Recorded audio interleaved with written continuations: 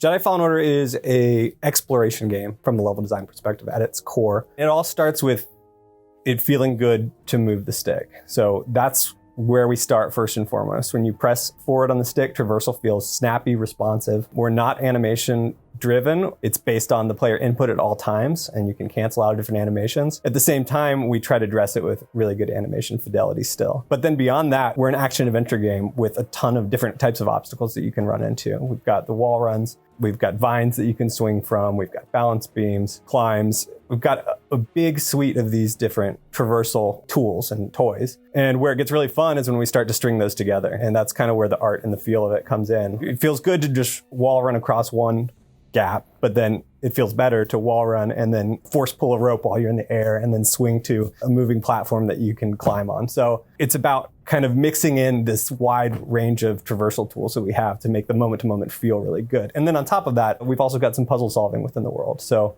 you can manipulate the different objects in the environment using the Force, using BD1's tool set, and overcome some tricky challenges. BD1 is your companion in this adventure. Sometimes BD1 will jump off your back and kind of lead you in the direction that you need to go. We try not to use that too much, and we more rely on the map, which is also part of BD1's tool set. We don't have any UI objectives in the world.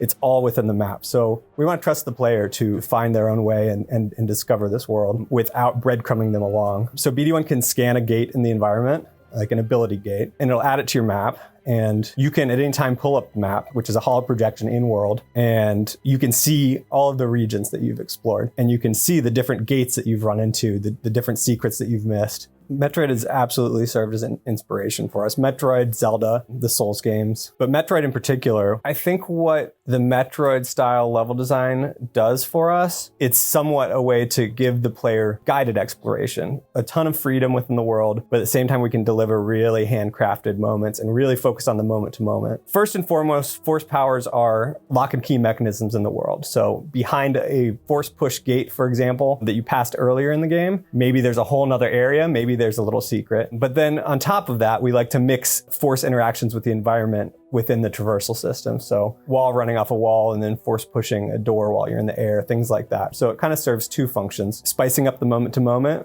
action and gating different areas and different regions for the player. The game is not really linear. We have linear sections of the game, and each, I'd say 30-minute to 1 hour section that we call a level. Really, you won't see any load screens. It's not really to the player a level, but internally we think of these chunks of gameplay as a level. So your golden path through that section will be somewhat linear, although there's different branching options, different choices to make, different secrets to find, areas to explore. But when it really opens up is kind of at a macro level, you will be retraversing through these levels that earlier was kind of more of a linear experience, but maybe you passed a couple ability gates on the way. When you retraverse through these areas, you can unlock and discover and explore whole other regions hidden behind some ability gates. Also, whenever you're at your ship, you can go to any planet that you've been to before.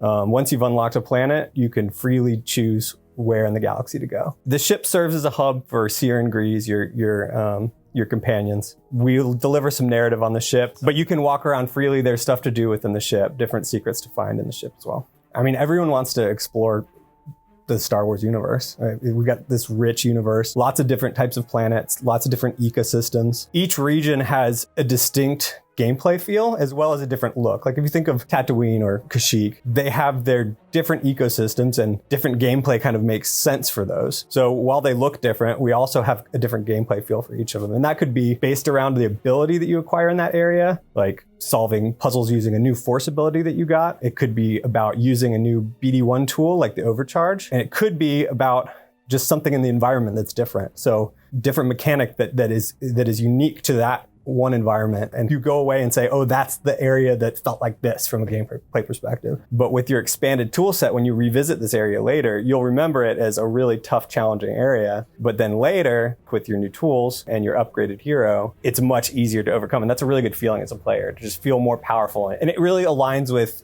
kind of the goal of the game, which is to become a Jedi.